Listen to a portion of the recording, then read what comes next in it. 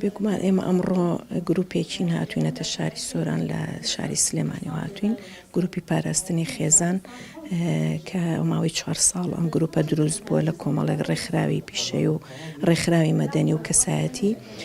ئەمڕۆ لەم چالاکیەمانە هاتوین لە چوارچێوەی هەڵمەتی ڕاگەیاندنی 16 ڕۆژەی بەرەنگاربوونەوەی تونند و تیژی کە ساڵانە ڕاگەیەنرێ. ئێمە لە چوارچێوەی ئەو هەڵمەتەیە هاتوین سیمینارێک پێشکەش بە کارمەندانی خەستەخانی منداڵبوون لە شاری سۆرانەکرێ لەلایەن دکتۆری پسپۆڕی خێزانیەوە دکتۆرە گوڵاڵەکە باز لە تونند و تیژیەکات بەرامبەر بە ژنان لە کاتی مناڵبوونە کە ئەمە جۆرێکە لەو تونند و تیژیانی کە لە بەرامبەر بە ژنانەکرێت کە ئێمە ئاگدارین تونند و تیژی بە زۆر شێواز ڕوبەڕووی ژنانە بێتەوە.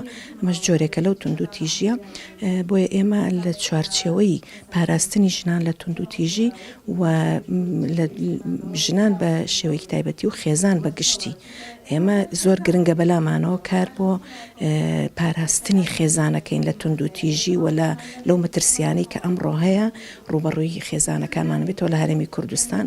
ئەزانین لە زۆر ڕۆوە خێزان لە بەردەم مەترسیایە لە بەردەم هەڵوەشانەوەیە. جا بەشێک لەو پاراستنی خێزانە ئەوەیە کە ئێمە بیپارێزین لە تونند و تیژی بیپارێزین لەو کللتور و لەو بابەتانی کە نامۆیە بە خێزانی کوردی و بە ئاینی ئێمە. بۆیە ئێمە لەو چوارچێوە هاتوین ئەمڕۆ ئەمانوێ ئەم سیمینارە پێشکەش بە کارمەندان و پەرستاران بکەین لە خەستخانی مناڵ. بێگومان هۆکار زۆرە کە ئەمڕۆ خێزان ڕوبەڕووی مەترسیە بێتەوە. هەموو زانین کە هەرێمی کوردستان بە کۆمەڵێ بارودۆخی زۆر ناسەقامگیرە تێئەپەڕێت ناسەقامگیری لە ڕووی سیاسیەوە لە ڕووی ئابوووریەوە و سەرەڕای ئەمانەش هێنانی کۆمەڵێ کللتوری نامۆ بۆ ناو میلەتەکەمان کە ئەمڕۆ بەڕاستی بۆ تەمەترسی لە ڕووی لە ڕێگەی ڕاگەیاندنەکانەوە بە تایبەتی بۆ تەمەترسی لەسەر خێزانەکانمان. بۆیە ئەبینین ئامارەکانی تونند و تیژی ئامارەکانی هەڵوەشانەوەی خێزان بەردەوام لە زیادبوونایە. یعنی ئەمە وای کردو کە ئێمە هەست بە بەرپرسیارەتی بکەین و هەوڵ بدەین کە ئەوەی کە پێمان ئەکرێ ئەوەی کە لە توانەمانەیە خێزانەکانمان بپارێزین لە هەڵوەشانەوە و لەو مەترسیانی ڕوبەڕوویە بێتەوە. ئاماری 2023 جارێ لەبەروی کۆتایی ساڵە ینی لە کۆتایی مانگی 12 ئامارەکان ڕاگەیەنرێ بەڵام بێگومان ئەوەی کە ئێمە ئاگدارین بەردەوام لە زیادبوونایە ئامارەکان لە زیادبوونایە. بۆیە ئێمەش هەست بە بەرپرسیارەتەکەین بەرامبەر بە خێزانەکانمان. بۆیە هەوڵە دەین ئەوەی کە پێمان بکرێ ئەو تونند و تیژیانە و ئەو مەترسیانە کەم بکەینەوە.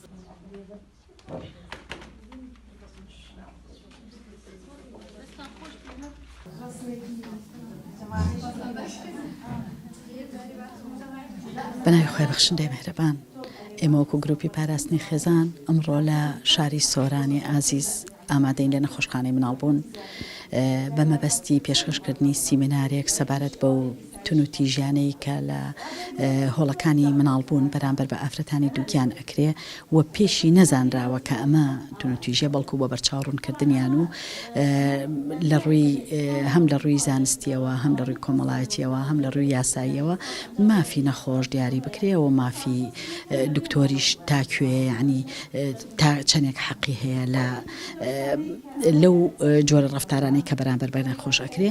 دیارە گروپی پاراستنی خێزان لە ساڵی 2020ەوە دروست بووە. ئەم گروپە پێکاتوە لە زیاتر لە 6 ڕێکخراو و کەسایەتی و کە لە بواری خێزانە ئیشەکەن و چەند مامۆستایەکی زانکۆش کار ئەەکەین لەسەر ئەو ڕۆشنایی ئەو لێشاوە مەترسی کە ڕووی لە خێزان کردووە لە هەرێمی کوردستان و خێزانەکان ئامارە ترسناکەکانی ناودادگا پێمانەڵێن کە لە مەترسیدایە بۆ کەمکردنەوەی ئەو مەترسیانی کە لەسەر خێزان هەیە بۆ کەمکردنەوەی ئەو هەڵوەشانەوەی خێزانە کە ئێستا ئامارەکان پێمانەڵێن بەرزە. ئێمە خزمەت بە خێزانەکانەکەین بەڵێ هۆکارەکان زۆرن هۆکاری پەروەردەیی هەیە هۆکاری ڕۆشنبیری هەیە هۆکاری میدیایی هەیە هۆکاری تەکنۆلۆژیا زۆرە کە میدیا هەمووی ئەگرێتەوە ئێمە میدیای نیشتیمانیمان نییە لەبەرەوە هەموو میدیا ئەهلیەکان بە ئارەزوی خۆیان چی کەڵچەرێکیان ئەوێ هێنە ناو هەرێمی کوردستان بۆیە ئێمە بۆ ئەوەی بەها بەرزەکانی ناو کۆمەڵگەی کوردەواری بپارێزین بۆ ئەوەی خێزان لە مەترسی هەڵوەشانەوە بپارێزین هەستاوین بە هۆشیارکردنەوەی کۆمەلگا لەسەر هەموو ئاستەکان ئێستا ئەم جاریان لەسەر ئاسی تەندروستیە بۆی ئەو کۆرپەیە کە چاو بە دنیا هەڵەهێنێ لەژێر دەستی میهرەبانی ستافی نەخۆشخانەی مناڵبوونا سوودمەند بن.